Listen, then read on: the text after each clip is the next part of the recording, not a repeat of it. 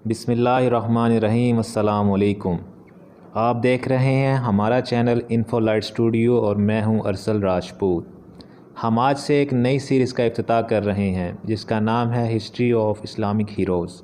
हमारी नौजवान नस्ल स्पाइडरमैन, बैटमैन जैसे फ़र्ज़ी हीरोज़ के बारे में बहुत कुछ जानती है, लेकिन आप तारीख़ के उन असल हीरोज़ के बारे में बहुत कम जानते हैं। इस सीरीज़ में हम आपको अपनी तारीख़ के असल हीरोज़ के बारे में बहुत कुछ बताएंगे जिनके बारे में शायद ही पहले आपने इतनी तफसील से सुना हो। हम अपने आज के हीरो की दास्तान एक हदीस मुबारक से शुरू करते हैं।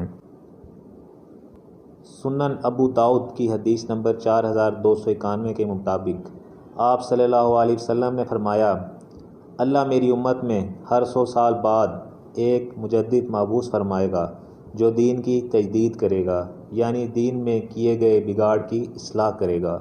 दोस्तों, क्या कभी आपने सुना है एक सुपर पावर सल्तनत का बादशाह और उसके घर खाने के भी पैसे नहीं हैं।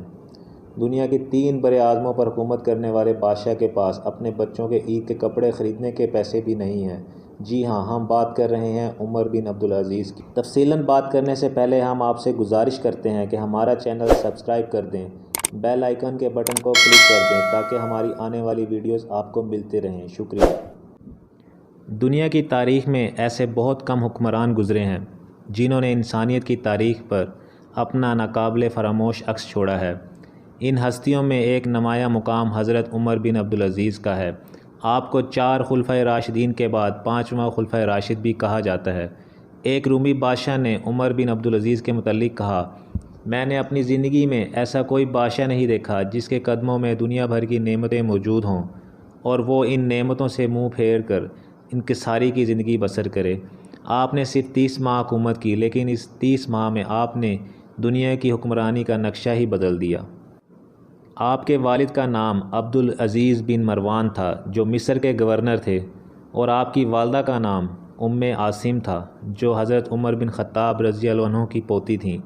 आपकी विलादत 63 हिजरी मुताबिक 682 ईस्वी मिस्र में हुई।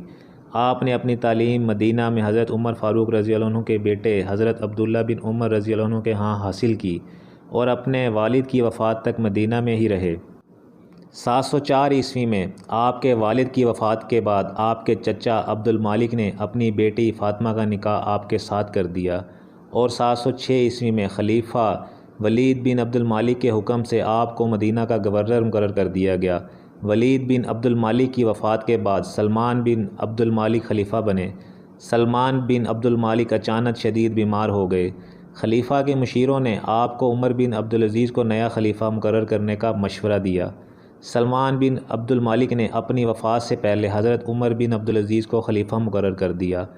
खलीफा सलमान बिन अब्दुल मालिक की वफ़ात के बाद हज़रत उमर बिन अब्दुल अज़ीज़ ने ख़िताब इरशाद फरमाया, ए लोगो, तुम्हारे खलीफा ने अपनी वफ़ात से पहले मुझे तुम्हारा खलीफा मुकर्रर किया।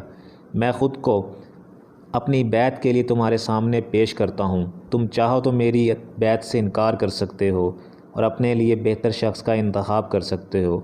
तमाम लोगों ने कहा, हम सब आपको अपना खलीफा देखना चाहते हैं और आप पर यकीन रखते हैं। हज़रत उमर बिन अब्दुल अज़ीज़ ने फरमाया, मेरी तब तक अताअत करना जब तक मैं अल्लाह की हदूद की पाबंदी करूँ।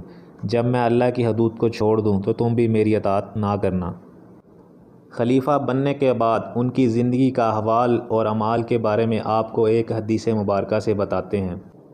सुनन अबू दाऊद हदीस नंबर 888 और सुनन नसाई 1136 के मुताबिक हज़रत अनस बिन मालिक रज़ियल्लाहु अन्हु, जिन्होंने अपना सारा बचपन आप सल्लल्लाहु अलैहि वसल्लम की सोबत में गुजारा, आप सल्लल्लाहु अलैहि वसल्लम को 10 साल वज़ू करवाया और आप सल्लल्लाहु अलैहि वसल्लम के वसाल के बाद 82 साल तक ज़िंदा रहे।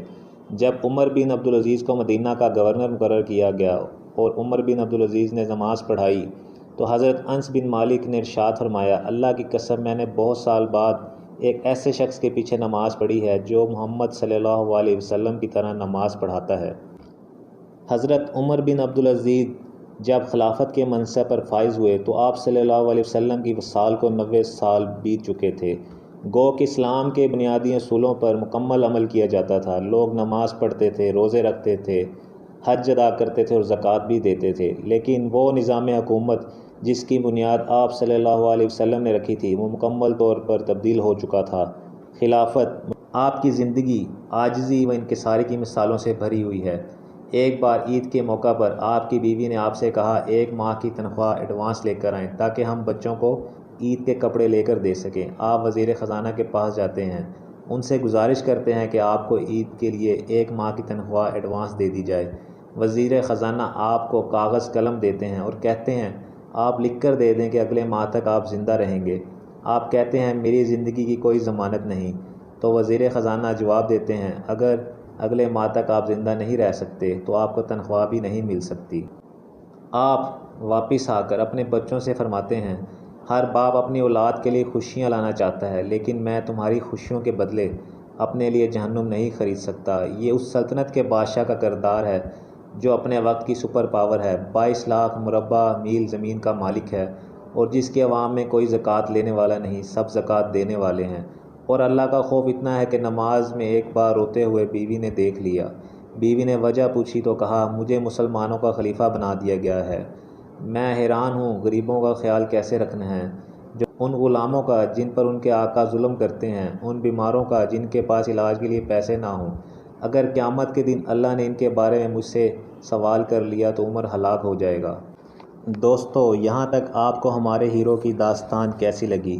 ان کی زندگی، طرز حکمرانی اور اسلامی فتوحات کے بارے میں بہت کچھ بتائیں گے ہسٹری آف اسلامک ہیرو کی اگلی قسط میں۔ ویڈیو کو لائک کریں، شیئر کریں اور ہماری ویڈیو آپ کو کیسی لگی کامنٹس میں ہمیں اپنی رائے سے آگاہ کریں۔